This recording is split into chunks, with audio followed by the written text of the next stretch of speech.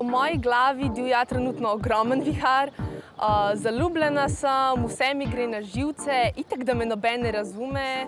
Moja soba je totalna štala, ima mene 200 problemov, šola, vse. Poglejte nas. Jaz sem si v bistvu predstavljala, da bomo najprej tako dobili tekste in bomo te tekste vadili do premiere.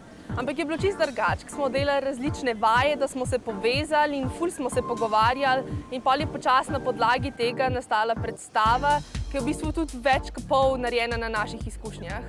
Ko postaneš najstnik, imaš v nekaterih predelih tvojih možganov več povezav, kot jih boš imel kadarkoli v celem svojem življenju. Predvsem igram sebe v vseh prizorih, v enem prizoru igram svojo mami, se mi zdi. Bolj karikaturo svoje mami v bistvu. Delam na Telekomu, sem komunikologinja! Smo imeli predvsem težave z našo lenobo, z našo obsedenostjo s telefoni, zato ker nam je režiser kar parkrat grozil, da nam bo vzel telefone, ampak drugače pa nismo imeli nobenih večjih problemov.